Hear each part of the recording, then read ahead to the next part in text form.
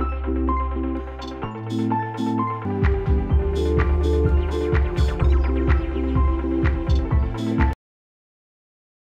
शांति। आज के 15 नवेम्बर 2021 আমরা শুনব প্রাতঃ সাকার বাংলা মুরলী। আজকের মহাবাক্য, এই মহাবাক্যে বাবা বলেছেন, মিষ্টি বাচ্চারা, বাবার মাধ্যমে যে জ্ঞান প্রাপ্ত হয়েছে তা বুদ্ধিতে বসিয়ে নিতে হবে। সকালে সকালে উঠে সদর্শন চক্রধারী হয়ে বিচার সাগর মন্থন করতে হবে। এই দুই দিশা বাবা আমাদেরকে দিয়েছেন। দুই মহাবাক্যের মূল পয়েন্ট বাবা আমাদেরকে বোঝাচ্ছেন যে বুদ্ধিতে আমাদের জ্ঞান বসাতেও হবে, সকালে উঠে তাকে মন্থনও করতে হবে। প্রশ্ন, এই ঈশ্বরীয় পঠন পাঠনের নিয়ম কি? তার জন্য কোন ডাইরেকশন তোমরা পেয়েছ? বাবা স্পষ্ট বলছেন যে সব কিছুরই একটা ল থাকে। তো ঈশ্বরীয় পঠন পাঠনের ল কি? তার জন্য কি ডাইরেকশন বাবা আমাদেরকে দিয়েছেন?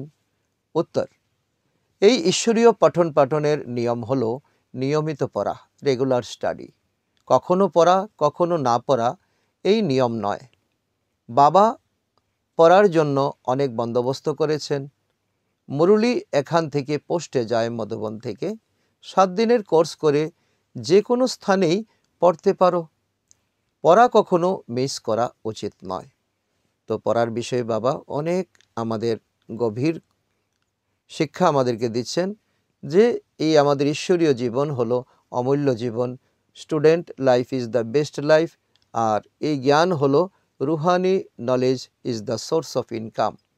তো সেই জন্য বাবা বলছি কি, তো এখন স্থানে স্থানে বাবার সংগঠন গড়ে উঠেছে, পাঠশালা গড়ে উঠেছে।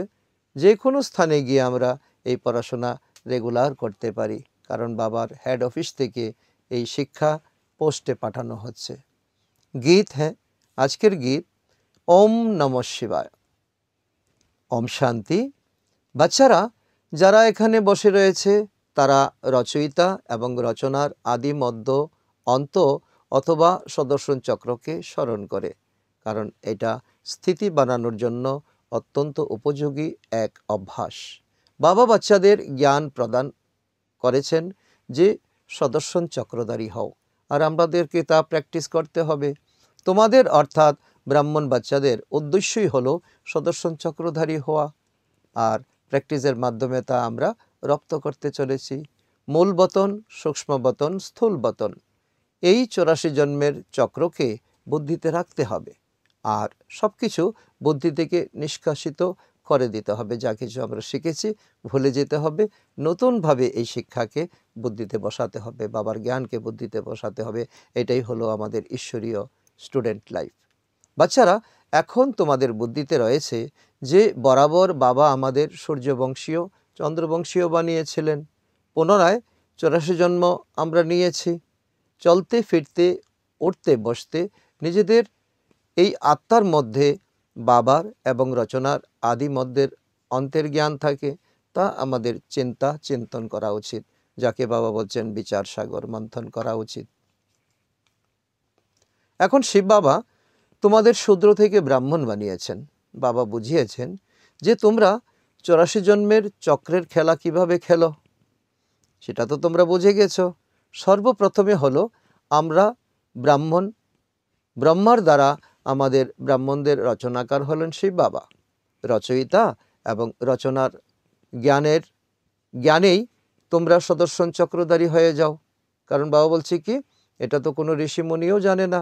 এখন তোমরা সেই জ্ঞানের অধিকারী হচ্ছ। তোমরা সেই জ্ঞানের এখন অধীশ্বর। বাবা এসে তোমাদেরকে এই নলেজ, এই জ্ঞান প্রদান করছেন। এই নলেজ বুদ্ধিতে তোমাদের ধরে রাখতে হবে। আর এটাই হলো তোমাদের এই বর্তমান সময়ে বাবার ডাইরেকশন। বুদ্ধির পাত্রকে এমনভাবে তৈরি করো যাতে এটাই তোমাদের বুদ্ধিতে থাকে, বাকি সব কিছু যাতে তোমাদের বুদ্ধি থেকে নিষ্কাশিত হয়ে যায়। সকালে উঠে সদর্শন চক্রধারী হয়ে বসে পড়া উচিত। আমরা নিজেদের 84 জন্মের চক্রকে জেনে নিয়েছি। এই খুশিতে থাকো এবং বাবার সঙ্গে রুরিহান করতে থাকো। আমাদের সমস্ত আত্মাদের রচয়িতা বাবা হলেন একজনই। বাবাও বলেও থাকে যে আমরা সকলে ভাই ভাই। আমাদের বাবা হলেন সেই নিরাকার পরমপিতা পরমাত্মা, পরমধাম নিবাসী। আমরাও সেখানে ছিলাম। উনি আমাদের বাবা, আমাদের শিক্ষক, আমাদের সদ্গুরু। তিনি আমাদের একের মধ্যে তিন। বাবা শব্দটি অতি রমণীয়, অতি লাভলি, তাই না? সেই বাবার মন্দিরে গিয়ে কত পূজা করে, খুব স্মরণ করে, ভক্তরা কত রকম প্রশান্তি পায় এবং মানত কামনা করে। বাবা বলেন, আমি তোমাদেরকে মানুষ থেকে দেবতাতে পরিণত করি, তুচ্ছ বুদ্ধি থেকে স্বচ্ছ বুদ্ধি করে দেই। তুচ্ছ বুদ্ধি অর্থাৎ ক্ষুদ্র বুদ্ধি থেকে তোমাদের স্বচ্ছ বুদ্ধি সম্পন্ন করেছিলাম, অর্থাৎ উচ্চ বুদ্ধি সম্পন্ন, পুরুষোত্তম বুদ্ধিসম্পন্ন তোমাদেরকে বানিয়েছিলাম, যা তোমরা সত্যযুগ এবং ত্রেতা যুগে তোমরা 2500 বৎসর সেই বুদ্ধিতে তোমরা স্থিত ছিলে। সমস্ত পুরুষ স্ত্রী এই লক্ষ্মীনারায়ণকে নমন করে পূজন করে, কিন্তু এটা জানে না ওনারা কারা, কবে এসেছেন, কি করেছেন। বাবা বুঝিয়েছেন যে এই ভারত অবিনাশী ভূখণ্ড, কারণ অবিনাশী বাবা পরমপিতা পরমাত্মার জন্মভূমি, পতিত পাবন সকলের সদ্গতিদাতার জন্মস্থল হলে তো এই হয়ে গেল বৃহত্তম তীর্থস্থান। এই তীর্থস্থানের অনেক মহিমা আছে। সারা তীর্থ বারবার আর আবু তীর্থ একবার, কারণ পরমপিতা পরমাত্মার জন্মস্থান হলো ভারতবর্ষ এবং রাজস্থানের মাউন্ট আবু পর্বতে তার ভগবানের ক্রিয়াকাণ্ড, এই ঈশ্বরীয় বিশ্ববিদ্যালয়। তো এতখানি নেশা তো কারোর থাকে নাকি যে এ হলো পরমপিতা পরমাত্মার সকলের সদ্গতিদাতা বাবার জন্মভূমি। এই নেশা তো দুনিয়ার অন্য ধুলছাই নেশা নিয়ে তো আমরা অনেক ব্যস্ত থাকি, কিন্তু এই প্রকৃত নেশা নিয়ে তো আমরা কখনো, এই নারায়ণী নেশাতে আমরা থাকি না। পতিত পাবনের জন্ম হয়েছে তো ভারতে, তো শিব জয়ন্তী পালিত হয়, তো তাহলে অবশ্যই শিবের জন্ম এখানেই হয়েছিল। তো এই ভারত তাহলে সবচেয়ে বড় তীর্থস্থান। কিন্তু ড্রামা অনুসারে কারো জানা নেই যে ইনি আমাদের গডফাদার অথবা মাতা পিতা, পতিত পাবন সকলের সদ্গতিদাতার এ হলো জন্মস্থান। সেই জন্য ভারত ভূমিকে বন্দে মাতরম বলা হয়ে থাকে, অর্থাৎ এই ভূমিতে এই বাচ্চারা যারা শ্রীমত অনুসারে ভারতকে স্বর্গ পরিণত করে, তাদের এই নেশা থাকা উচিত যে শ্রীমত অনুসারে প্রতিকল্পে আমরা ভারতকে প্যারাডাইসে পরিণত করি। তো এই ভারতকে যে মাতৃভূমি বলা হয়, বন্দে মাতরম বলা হয়, তার কারণ হলো দুই। এক হলো পরমপিতার জন্মস্থান, আর দ্বিতীয় হলো যারা এই ভারত ভূমিকে যারা ত্যাগের দ্বারা, তপস্যার দ্বারা, অধ্যবসায়ের দ্বারা, কৃচ্ছ সাধনের দ্বারা যারা পতিত দুনিয়া থেকে পাবন দুনিয়াতে পরিণত করেছেন, তাদেরকে স্মরণ করা হয়। তো যে যত শ্রীমতে চলবে ততই উচ্চ পদ লাভ করবে। ভারতবাসীরা কল্পের আয়ু 1,00,000 বছর লিখে দিয়েছে। তোমরা জানো যে বাবা, এই ভারত যার জন্মস্থান, সেই বাবার জন্মস্থান, তিনি যে ধর্ম স্থাপন করেছেন তার ধর্মশাস্ত্র হলো গীতা। গীতার গায়ন কে করেছে তা ভারতবাসী ভুলে গেছে। বাস্তবে গীতা ভগবানুবাচ, আর ভক্তিতে এই ভগবানকে সরিয়ে তার পুত্রের নাম, কৃষ্ণের নাম সেখানে বসিয়ে দেওয়া হয়েছে। এটা আমাদের মারাত্মক তো ভুলের শিকার আমরা হয়েছি। কত তফাৎ হয়ে গেছে, তাই না? ধারণার মধ্যে আমাদের কত তফাৎ হয়ে গেছে। কোথায় নিরাকার শিব, কোথায় 84 জন্ম নিয়ে নেওয়া শ্রীকৃষ্ণের জীবন, শ্রীকৃষ্ণকে বসিয়ে দেওয়া হয়েছে। তোমরা জানো কৃষ্ণের আত্মা যে গৌর বর্ণের ছিল, সেই এখন এখানে অনেক জন্মের অন্তিম জন্মে তমপ্রধান হয়ে গেছে। পুনরায় ওনার মধ্যে প্রবেশ করে ওনাকে গৌরবর্ণে শ্রীকৃষ্ণে পরিণত করছি। কে বলছে? সেই বাবা বলছে। সেজন্য কৃষ্ণকে কালো এবং ফর্সা অর্থাৎ শ্যাম এবং সুন্দর বলা হয়। আর ভক্তিতে তো এটা কৃষ্ণের মহিমা বলে খুব সকলে গান কীর্তন করে, বাস্তবে তার অর্থ কেউ জানে না। ইনি সত্যযুগের প্রথম স্থানাধিকারী। তো রূপবান যুবরাজ ছিলেন, প্রিন্স ছিলেন। ইনার মহিমা হলো মর্যাদা পুরুষোত্তম, অহিংসা পরম ধর্ম, 16 কলা সম্পন্ন, সর্বগুণ সম্পন্ন। ভারতবাসী এটা জানে না যে রাধাকৃষ্ণ এবং লক্ষ্মীনারায়ণের মধ্যে কি সম্পর্ক ছিল। বাস্তবে রাধাকৃষ্ণ কে, লক্ষ্মীনারায়ণ কে? বাবা বলেন, এখনো পর্যন্ত তোমরা যা কিছু পরে এসেছ, তো তার মধ্যে কোনো সার নেই।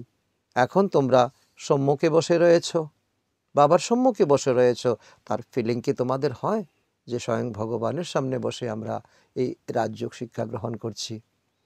তাহলে তোমাদের এই নারায়ণী নেশা কতটুকু ঊর্ধ্বমুখী থাকা উচিত। জানো যে তোমরা বাবা 5000 বছর পর আমাদেরকে রাজযোগ শিক্ষা দিচ্ছেন। সমগ্র দুনিয়া বলে কৃষ্ণ গীতা শুনিয়েছেন, বাবা বলেন কৃষ্ণের মধ্যে সৃষ্টির আদিমধ্যের অন্ত জ্ঞানই নেই, কারণ কৃষ্ণ বারবার জন্ম নিয়েছে। কিন্তু এই সৃষ্টিচক্রকে সাক্ষী হয়ে দেখে থাকার একমাত্র আত্মা হলেন সেই বাবা, যিনি জন্ম মরণ থেকে রহিত। কৃষ্ণের আত্মা পুনর্জন্মে এই জ্ঞান প্রাপ্ত করেছিলেন, কারণ দাদা লেকরাজ হয়ে তো এই জ্ঞান তিনি ধারণ করেছিলেন, আর শিব বাবা ওনার শরীরকে ভাড়া নিয়েছিলেন।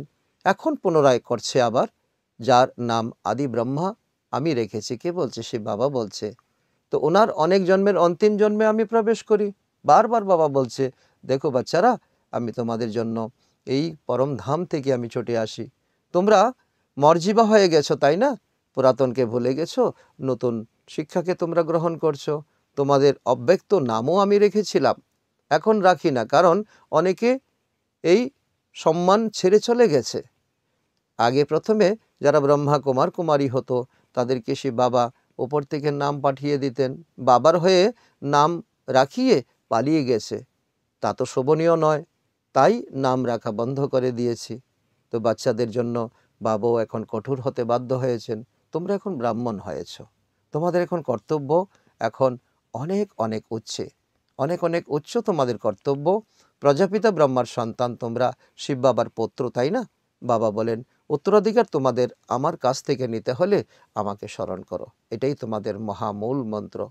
এ হলো এনার অনেক জন্মের অন্তিম জন্ম। সূক্ষ্মলোকে যে ব্রহ্মাকে দেখানো হয় তিনি হলেন পবিত্র, অর্থাৎ তো আর এই স্থূল লোকে সাকার লোকে যাকে দেখানো হয় তিনি হলেন প্রজাপিতা। সূক্ষ্মলোকে প্রজাপিতা তো থাকতে পারে না। আর এই দুনিয়াতে তো অব্যক্ত ব্রহ্মা থাকতে পারে না। অব্যক্ত ব্রহ্মা হলো সূক্ষ্মলোকে, আর প্রজাপিতা ব্রহ্মা হলো এই সাকার মনুষ্য লোকে। তো বাবা বুঝান ইনি হলেন ব্যক্ত। আর দেখো এই বৃক্ষের শেষে, কল্পবৃক্ষের শেষে অর্থাৎ মূলে তিনি দাঁড়িয়ে আছেন এবং সকলকে নিয়ে তিনি তপস্যায় রত, যেখানে বাচ্চাদের সঙ্গে যুগে বসে রয়েছেন পবিত্র ফরিস্তা হওয়ার জন্য। ফরিস্তা যখন হয়ে গেছেন তখন তো ওনার স্থান হলো সূক্ষ্মবতনে। এই অত্যন্ত গভীর গুহ্য রহস্য, যেটা নাকি সকলে বুঝতে পারে না, সেজন্য সূক্ষ্মলোক দেখানো হয়েছে। আমরা পরমধাম থেকে ডাইরেক্ট আসি এই দুনিয়াতে, যখন আমরা ঘরে ফিরে যাই তখন সূক্ষ্মলোক ভায়া আমাদেরকে যেতে হয় পরমধামে, তারপর আমাদেরকে আসতে হয় তো নতুন দুনিয়াতে, তো সত্যযুগে। তো এখানেও প্রজাপিতা অবশ্যই চাই, কারণ এই দুনিয়ার দায়িত্ব যার কাঁধে বাবা দিয়েছেন তিনি হলেন প্রজাপিতা ব্রহ্মা, সকল ব্রহ্মা বৎসকে নিজের সমান করে তোলার জন্য। তো উনি অব্যক্ত, ইনি ব্যক্ত। সূক্ষ্মলোকে যিনি দেখিয়েছেন তিনি অব্যক্ত সম্পূর্ণ ফরিস্তা, আর এখানে যিনি আছেন তিনি প্রজাপিতা, তিনি তো ঈশ্বরের প্রথম স্টুডেন্ট এবং প্রথম বাচ্চা, বড় বাচ্চা। তো তোমরাও ফরিস্তা হতে এসেছো, তাই না? সেই জন্য বাবা বলছে যেমন ব্রহ্মার দিন ব্রহ্মার রাত, ঠিক তেমনি তোমাদেরও দিন তোমাদেরও রাত। ব্রহ্মার সঙ্গে তোমরা যখন সত্যযুগে যাবে তখন তোমাদের দিন হবে। এখন তোমাদের রাত্র ছিল, তোমরা ভক্তি করেছো, এখন আবার তোমরা অমৃত বেলায় এসেছো, অর্থাৎ সঙ্গম যুগ। তোমরা ব্রহ্মার সঙ্গম যুগ, তোমাদের সঙ্গম যুগ। ব্রহ্মা ফরিস্তা হবে, তোমরাও ফরিস্তা হবে। তো এতেই মানুষ বিভ্রান্ত হয়ে পড়ে, কারণ এ হলো সম্পূর্ণ নতুন জ্ঞান। কোনো শাস্ত্রাদিতে এই জ্ঞান নেই, তার কারণে মানুষ বিভ্রান্ত হয়ে যায়, অস্বস্তিতে পড়ে যায়। ভগবান হলেন এক, সর্বোচ্চ নিরাকার পরমপিতা পরমাত্মা, সব আত্মাদের পিতা। ওনার নিবাসস্থল হলো পরমধাম। ওনাকে সকলে স্মরণ করে, এসো আমাদের উপর মায়ার ছায়া পড়ে গেছে, আমরা পতিত হয়ে গেছি, এ সকল কথা নতুনদের বুদ্ধিতে বসবে না। তো বাবা বলছি কি, তোমরা তো আমার পরম সন্তান, আর তোমরা প্রথমে ভক্তি করেছিলে, আর এখন এসে প্রথমে তোমরা জ্ঞান অর্জন করছো। যারা ভক্তি সম্পূর্ণ করেনি তাদের বুদ্ধিতে তো এই জ্ঞান বসবে না। এখন তোমরা আদি মধ্যের রচনার আদিমধ্যের অন্তকে তোমরা জানো, সত্যযুগে আমরা অতি অল্প সংখ্যকই রাজ্য করতাম। 9 লাখ আত্মা ছিলাম সত্যযুগে, ছোট ঝাড় ছিল। ওখানে অধর্মের কথা হতেই পারে না, শাস্ত্রে কত কথা লিখে দিয়েছে, কিন্তু তাতে কোনো সার নেই। সিঁড়ি নামতে নামতে এখন অন্তিমে এসে পতিত হয়েছি, এটা আমাদের সকলের অনুভব হওয়া উচিত। এখন তোমরা জাম্প করো, জাম্প করো। কখনো বাবা বলে কি তোমরা লিফটে চড়ে উপরে উঠে যাও, এটা হলো বাবা বলে কি এই সঙ্গম যুগে যখন আমাদের অনুভব হয় তখন আমরা জাম্প মারি, তখন আমরা লিফট চড়ে যাই। নামতে 84 জন্ম লিখেছে, এখন জাম্প করতে তোমাদের 1 সেকেন্ড, লিফটে ওঠার যেমন 1 সেকেন্ড সময় লাগে, জাম্প মারতেও 1 সেকেন্ড সময় লাগে। তো সেই জন্য বাবা বলে কি যে অনুভব যদি তোমরা বাড়াও তাহলে 1 সেকেন্ডে তোমরা বাবার অনুভব করতে পারো, বাবার কাছে পৌঁছতে পারো। বাচ্চারা, এখন তোমরা রাজযোগ শিখছো, তারপর শান্তিধামে গিয়ে সুখধামে চলে আসবে। এ হলো দুঃখধাম, তাই না? সকল কিছু তো তোমরা বুঝতে পেরেছ। তো পরমধাম, সুখধাম আর এই দুঃখধাম সর্বপ্রথমে তোমরা এসেছো, তাই বাবাও সর্বপ্রথমে তোমাদের সঙ্গে মিলিত হয়েছেন। ভক্তির ফল তোমরা পাচ্ছ। এখানে বাবা আর বাচ্চাদের আত্মা এবং পরমাত্মাদের মেলা বসেছে, অর্থাৎ পূর্ণ কুম্ভ মেলা হিসাব রয়েছে, তাই না? এই হচ্ছে পূর্ণ হিসাব। আর নিজেদেরকেও এখন অত্যন্ত খুশির উচ্চ স্তরে তোমরা নিয়ে যাওয়ার সময় হয়েছে। 5000 বছর হয়ে গেছে আমরা বাবার থেকে বিদায় নিয়েছি। সর্বপ্রথমে স্বর্গে ভূমিকা পালন করেছি, সেখানকার ভূমিকা পালন করতে করতে তোমরা নিচে নেমে এসেছো। এখন তোমরা বাবার কাছে এসে গেছো, বসে গেছো, এখন তোমরা ব্রাহ্মণ হয়ে গেছো। বাকি কম বেশি যারা রয়েছে তারাও এসে যাবে। পরমধামে যারা অল্প সংখ্যক আত্মা রয়েছে তারাও এসে যাবে দুনিয়াতে। আর তোমাদেরও পড়াশোনা কমপ্লিট। তারপর কি হবে? তারপর তোমাদের পড়াশোনা সমাপ্ত হয়ে যাবে। আর সকলকেই এখানে আসতে হবে। আর সকলেই যখন এখানে আসবে তখন পরমধাম যখন খালি হবে তখন তারপর বাবা সকলকে নিয়ে যাবেন। এই আসা এবং যাওয়ার যে দৃশ্যটা, বাবা বলছে কি যে পরমধাম থেকে আসা আর পরমধামে সকলে ফিরে যাওয়া। তো এই বিষয়টা আমাদের ভিজুয়ালাইজ করা, এই বিষয়টাকে আমাদের হৃদয়ঙ্গম করা, তা আমাদের নিজস্ব পুরুষার্থের উপর নির্ভর করে। এ হলো বুঝবার মতো কথা। পড়তে হবে, পড়াশোনা আমাদের একান্ত জরুরি। স্কুলে কখনো যাওয়া কখনো না যাওয়া এটা কিন্তু নিয়ম নয়। বাবার পড়ার জন্য অনেক ব্যবস্থা করেছেন বাবা। এখন তো অনেক রকমের ইন্টারনেটের ব্যবস্থা হয়ে গেছে। এখন অনেকে ঘরে বসে, যাদের সুযোগ সুবিধা নেই, যাদের কর্মব্যস্ততায় জীবন কাটে, তাদের জন্য বাবা ব্যবস্থা করেছেন, তারা যাতে কোনো রকম অজুহাত না দিতে পারে। তা না হলে কখনো কারোর কাছ থেকে পড়া পোস্ট মারফতে যায় না। এই ঈশ্বরীয় বিশ্ববিদ্যালয়ের সবথেকে বড় এক বাবা অভিনব বিষয় খুলে বলছেন যে তোমাদের কাছে পড়াশোনা মরুলি পোস্টে আসে, সেন্টারে পোস্টে আসে। এই অসীম জগতের বাবার পড়া পোস্টে যায়, কত কাগজ ছাপা হয়। মধুবনে গেলে তো তোমরা চক্রিত হয়ে যাবে। তো বাবার সেই মরুলি ডিপার্টমেন্ট কোথায় কোথায় যায়, দেশে বিদেশে। 7 দিবসীয় কোর্স করার পর তোমরা যে কোনোখানে গিয়ে, যে কোনো জায়গায় গিয়ে তোমরা পড়তে পারো। এই সময় সকলেই অর্ধেক কল্পের রোগী, সেই জন্য 7 দিনের ভাট্টিতে রাখতে হবে। এই 5 বিকারের রোগ সমগ্র দুনিয়ায় ছড়িয়ে রয়েছে। 5 বিকারের কাম, ক্রোধ, লোভ, মোহ, অহংকার সারা দুনিয়ায় তার জন্য পাপী হয়ে গেছে। শতযুগে তোমাদের শরীর নিরোগী ছিল, এবার হেলদি, এবার ওয়েলদি ছিল। এখন কি হাল হয়েছে তোমাদের? এই সমগ্র খেলা ভারতের উপরই চলতে থাকে। তোমাদের এখানে এখন 84 জন্মের স্মৃতি এসেছে, তাই না? প্রতিকল্পে তোমরা সুদর্শন চক্রধারী হও, আর চক্রবর্তী রাজাও তোমরা হও। এই রাজত্ব স্থাপিত হচ্ছে, এতে নম্বরের ক্রমানুসারে পদ প্রাপ্ত হবে। তোমরা যতটুকু পড়াশোনা করবে। প্রজাও অনেক প্রকারের চাই, কারণ সত্যযুগের খেতি বাড়ি সব প্রকারের তো যন্ত্রপাতি তৈরি করা, সকল কিছুকে দেখশন করা, সকল কিছুকে পরিচালনা করা, তো তার জন্য তো লোক চাই, তাই না? আর তা এখন যারা পড়াশোনা করবে না তারা তো ছোট ছোট পদ নিয়ে এই পদগুলোকে তারা সামলাতে হবে। মনকে প্রশ্ন করা উচিত, আমি কতজনকে নিজের মতো সুদর্শন চক্রধারী তৈরি করেছি? যে যত তৈরি করবে সেই উচ্চ পদ লাভ করবে। বাবা তোমাদের মায়ার সঙ্গে যুদ্ধ করা শেখান, সেই জন্য ওনার নাম যুধিষ্ঠির রাখা হয়েছে। বাবা বলে কি এখন যারা উচ্চ পুরুষার্থ করবে তার নাম রাখা হয়েছে যুধিষ্ঠির। আর এটা দেখানো হয়েছে মহাভারতে। ব্যাসদেবজি উনি তার পাঠধারীকে নাম রেখেছেন যুধিষ্ঠির, আসলে যিনি শত যুদ্ধে যিনি স্থির থাকেন। এই সময় ব্রাহ্মণ বাচ্চাদেরকে লক্ষ্য করে বাবা বলছেন, মায়ার উপর বিজয় প্রাপ্ত করার যুদ্ধ বাবা শেখান। যুধিষ্ঠির এবং ধৃতরাষ্ট্র দেখানো হয়েছে সম্পূর্ণ উল্টো চরিত্র। গাও হয়ে থাকে যে মায়াজিতই জগৎজিৎ, কতটা সময় পর্যন্ত তোমাদের জয় বজায় ছিল, পুনরায় কতটা সময়ের জন্য পরাজিত হয়েছ তাও তোমরা জানো। এ কোনো শারীরিক যুদ্ধ নয়, কোনো অস্ত্র শস্ত্রের দ্বারা যুদ্ধ নয়, না দেবতা এবং অসুরের মধ্যে যুদ্ধ হয়, না কৌরব এবং পাণ্ডবের মধ্যে যুদ্ধ হয়, তা তোমাদের একান্ত বোঝা উচিত। মিথ্যা দেহ, তো বাবা বলছি কি, এ সংসার মিথ্যা, দেহ মিথ্যা, এ জগৎ মিথ্যা, এই ভারত মিথ্যাখণ্ড, সত্যখণ্ড ছিল। তো যখন থেকে রাবণ রাজ্য শুরু হয়েছে, তো সত্যখণ্ড ছিল, আর যখন থেকে রাবণ রাজ্য শুরু হয়েছে তখন মিথ্যাখণ্ড হয়ে গেছে। ঈশ্বরের উদ্দেশ্যে কত মিথ্যা কথা বলা হয়, কত গ্লানি করা হয় ঈশ্বরকে নিয়ে, ঈশ্বরের নাম নিয়ে, ঈশ্বরের কর্ম নিয়ে, কত কলঙ্ক লাগায়। তার জন্য কল্কি অবতার, 24 অবতারের মধ্যে এক অবতারকে রেখে দিয়েছে কল্কি অবতার। সবথেকে অধিক কলঙ্ক বাবার উপরে লাগানো হয়, তাই না? তো ওনার উদ্দেশ্যে বলা হয়ে থাকে কচ্ছ মৎস্য অবতার, পাথর মাটির টুকরোতেও ঈশ্বর বর্তমান। এই কলঙ্ক ঈশ্বরের সম্পর্কে লাগানো হয়েছে, তা অত্যন্ত দুঃখনীয়, নিন্দনীয়। কত গালি দেওয়া হয় ভগবানকে, এটা কি সভ্যতা? বাবা বলছি কি, তুমি একটু চিন্তা করে দেখো, তোমার বিবেক আছে, বুদ্ধি আছে, মন আছে, তুমি এক আত্মা। এখন তোমরা আলো পেয়েছো, তাই না? দিনের আলো পেয়েছো, জ্ঞান পেয়েছো, তোমরা জেনেছো যে বাবা আমাদের রচয়িতা এবং রচনার আদি মধ্য অন্তের রহস্য বোঝাচ্ছেন, যা আর কেউ দুনিয়ার জানে না।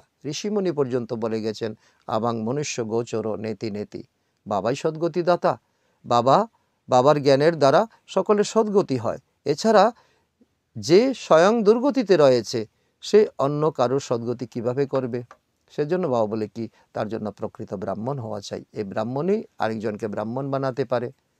এক মোমবাতি যেমন আরেক মোমবাতি জ্বালাতে পারে, ঠিক এক ব্রাহ্মণ আরেক ব্রাহ্মণকে তৈরি করতে পারে, নিজের সমকরি করতে পারে। সেজন্য ব্রহ্মা বাবাকে দায়িত্ব দিয়েছিলেন। ব্রহ্মা বাবা হলেন বড় বাচ্চা। কত গালি দেওয়া হয়, এটা কি সভ্যতা? বাবা বলছে কি, তো তাহলে এসে তো এখন এই সদ্গতি অন্যরা কি করবে, যার মধ্যে কোনো জ্ঞান থাকবে না? তো আর বাবা বলে কি, আমি এসে তোমাদেরকে রাজারও রাজা করে দেই। তোমরাই পবিত্র পূজ্য ছিলে, আর এখন এসে পূজারী হয়েছ। পবিত্র রাজাদের অপবিত্র রাজারা পূজা করে। সত্যযুগে দ্বিমুকুটধারী ছিল, এক দায়িত্বের মুকুট আর একটা হলো তো পবিত্রতার মুকুট। ভিখারি রাজা হলে একটি মুকুট থাকে, আর পবিত্র রাজা হলে দুটো মুকুট থাকে। তারাও মহারাজা মহারানী। বাবা বলে কি, মুকুটধারী মহারাজা মহারানী, সিঙ্গেল মুকুটধারী শুধু রাজা এবং রানী। কিন্তু পবিত্রদের কাছে অপবিত্ররা গিয়ে মাথা নত করে, নমন করে, গায়ন করে, কীর্তন করে। তো ওই ভারতবাসীরা পবিত্র প্রবৃত্তি মার্গীয়, আর সেই ভারতবাসীরা পতিত প্রবৃত্তি মার্গীয় হয়ে যায়। যারা লক্ষ্মীনারায়ণ ছিল তারাই পূজারী হয়ে যায়। এখন বাবা বলেন, এই মৃত্যু লোককে তোমাদের এখন অন্তিম জন্ম, এটা বোঝার চেষ্টা করো। ব্রহ্মা বুঝে নিয়েছে, ব্রহ্মাকে প্রথম বুঝিয়েছিলেন বাবা। এখন ব্রহ্মার দ্বারা তোমরা এখন বোঝার চেষ্টা করো। ব্রহ্মার জীবন তোমাদের সামনে এখন হাজির হয়েছে। ফলো ফাদার করো। এখন আমি এসেছি তোমাদের পুনরায় শতযুগে নিয়ে যাওয়ার জন্য। এই মিসাইলের লড়াই, বোমার লড়াই 5000 বৎসর পূর্বেও হয়েছিল। এই পুরানো দুনিয়ার সমাপ্ত হয়ে যাবে। বাবা বোঝান যে গৃহস্থী জীবন থেকে তোমরা পদ্মফুলের মতো হও। তোমরা পদ্মফুলের মতো ব্রাহ্মণ হয়েছ, তাই না? কিন্তু এই চিহ্ন বিষ্ণুকে দেওয়া হয়েছে, বিষ্ণুর হাতের অলঙ্কার। কারণ তোমরা একরস থাকো না। আজ ব্রাহ্মণ, কাল তোমরা শূদ্র হয়ে যাও। আজ পদ্মফুলের মতো রয়েছ, 2 বছর পরে অপবিত্র হয়ে যাও। তার জন্য এই অলঙ্কার তোমাদের হওয়া সত্ত্বেও তা বিষ্ণুর হাতে, দেবতার হাতে দেওয়া হয়েছে। তোমরা হলে সর্বোত্তম কুল, ব্রাহ্মণ কুল। তোমাদের ব্রাহ্মণের হলো ক্যাশটিকা, অর্থাৎ তোমাদের শিক্ষা। পুনর্জন্ম নিতে নিতে দেবতা, ক্ষত্রিয়, বৈশ্য, শূদ্র তোমরা হও। শূদ্র থেকে ঝট করে কি দেবতা হবে? ব্রাহ্মণ ক্যাশশিকা তো চাই, তাই না? এখন ব্রাহ্মণদের বাবা পড়াচ্ছেন। তাহলে এরকম বাবাকে ছেড়ে দেওয়া উচিত নাকি? আর বাবাকে গালি দেওয়া সভ্যতা নাকি? তো বাবা বলেন, বিস্ময়করভাবে তো আমার হয়ে তো আমার কথা শুনে পুনরায় পালিয়ে গিয়ে মায়ার হয়ে যায়। এই তো আমি দেখছি প্রথম থেকে এখন পর্যন্ত বাবার হয়ে গিয়ে তো বাবাকে ছেড়ে দিয়ে এবং মায়ার হয়ে যায়, ট্রেটার হয়ে যায়, আমার নিন্দা করায়। একে বলে সদ্গুরুর নিন্দাকারী স্বর্গেও ঠাঁই পায় না, স্বর্গে কখনো ঠাঁই পাবে না। বাকি ওরা হলো ভক্তি মার্গের গুরু, তারা কোনো সদ্গতি দাতা নয় যে গুরুকে তোমরা গুরুর আশ্রিত হয়েছ বলে তোমরা নিজেকে দাবি করো। সকল আত্মাদের পিতা শিক্ষক গুরু একজনই নিরাকার শিব বাবা। তিনি হলেন সকলের উদ্ধার করতে এসেছেন। ভবিষ্যতে সকলে বুঝতে পারবে, তারপর দেখবে টু লেট, বোর্ড লেগে যাবে, আর তখন কাউকে আর এন্ট্রি দেওয়া সম্ভব হবে না, তো জায়গার কোনো সংস্থান থাকবে না। তখন তারা পুনরায় নিজের ধর্মেই চলে যাবে। শ্রেষ্ঠ থেকে শ্রেষ্ঠ তো হলো দেবতা ধর্ম, তাদের থেকে উচ্চ হলে তোমরা ব্রাহ্মণ যারা বাবার সঙ্গে এখন বসে আছো। দেবতারা বাবার সঙ্গে বসতে পারবে না। তোমাদের যিনি পড়ান তিনি হলেন বিচিত্র বিদিহী শিব বাবা, বিন্দুরূপ, আত্মা যেমন পরমাত্মা তেমন। বাবা বলেন আমার দেহ নেই, আমাকে বলা হয় শিব, আমার নাম পরিবর্তন হয় না, কিন্তু 84 জন্মে তোমার নাম পরিবর্তন হয়। আমি হলাম পরমাত্মা, আমার জন্মপত্রিকা কেউ বের করতে পারবে না। যখন অসীম জগতে রাত হয় তখন আমি আসি তা দিনে পরিণত করতে। এ হলো সঙ্গম। এই সমস্ত কথা ভালোভাবে বুঝে তারপর ধারণ করা উচিত, স্মৃতিতে আনতে হবে। বাচ্চারা, এখন তোমরা আসো তো অবসর পাও, এখানে ভালোভাবে বিচার সাগর মন্থন করতে পারো। মধুবন হচ্ছে তোমাদের পবিত্র ভূমি, যেখানে তোমরা এখানে এসে বাবার ছত্রছায়াতে তোমরা অনেক তোমরা ধারণাযুক্ত হয়ে যেতে পারো, আর তার জন্য বাবা সুবিধাও করে দিয়েছে। আচ্ছা, মিষ্টি হারানিদি বাচ্চাদের প্রতি মাতা পিতা বাপদাদার স্মরণের স্নেহ সুমন আর সুপ্রভাত। আত্মাদের পিতা তার আত্মারূপী বাচ্চাদেরকে জানাচ্ছেন নমস্কার। আমরা আত্মারূপী সন্তানরা আমাদের মাতা পিতা বাপদাদাকে জানাই স্মরণের স্নেহ সুমন আর নমস্কার। ধারণার জন্য মুখ্য সার 1 নম্বর, সর্বোত্তম কুলের স্মৃতির দ্বারা গৃহস্থ ব্যবহারের থেকে পদ্ম ফুলের মতো পবিত্র হতে হবে। কখনো সদ্গুরুর নিন্দা করানো উচিত নয়। দ্বিতীয় ধারণা, শ্রীমত অনুযায়ী ভারতকে স্বর্গ বানানোর সেবা করতে হবে। সুদর্শন চক্রধারী হতে এবং তৈরি করতে তোমাদেরকে এগিয়ে আসতে হবে। যখনই অবসর পাবে তখনই বিচার সাগর মন্থন অবশ্যই করতে হবে। বরদান, বাপদাদার কর্তব্যকে নিজের লক্ষ্যরূপে গ্রহণকারী মাস্টার মর্যাদা পুরুষোত্তম ভব। বাপদাদার কর্তব্যকে নিজের লক্ষ্য তৈরি করো। তো এই লক্ষ্য তৈরি করা গ্রহণকারী তোমরাই মাস্টার মর্যাদা পুরুষোত্তম হতে পারবে। কথিত আছে, নিজের মধ্যে মন্থন করো তবেই নেশা চড়বে। অপরের উপার্জনের দিকে যেন কখনো দৃষ্টি না যায়। অন্যের নেশাকে লক্ষ্য বানানোর পরিবর্তে বাপদাদার গুণ এবং কর্তব্যকে লক্ষ্য বানাও। বাপদাদার সঙ্গে অধর্মের বিনাশ এবং সধর্মের স্থাপনের কর্তব্যে সহায়ক হও। এ হলো তোমরা এখন ব্রহ্মার হাজার ভুজা, এখন শিব বাবার তোমরা খোদাই খেদমতগার। অধর্মের বিনাশকারী অধার্মিক কার্য বা দৈবী মর্যাদাকে ভঙ্গ করতে পারে না। তোমরা এখন শ্রেষ্ঠ কর্ম করছো, পুরুষোত্তম কর্ম করছো, তারা মাস্টার পুরুষোত্তম হয়। এখন তোমরা তা তৈরি হচ্ছ, সেই বরদান তোমরা প্রাপ্ত করছো। স্লোগান, নলেজফুল হয়ে ব্যর্থ প্রশ্নকে সমর্পণ করে দাও। যত ব্যর্থ প্রশ্ন মনে আসে তাকে সমর্পণ করে দাও। আর নলেজফুল হলেই সেটা তোমাদের দ্বারা সম্ভব। আর তাহলে তোমাদের সময় বেঁচে যাবে, টাইম তোমাদের কিলিং হবে না। আর এটা হলো আজকের স্লোগান।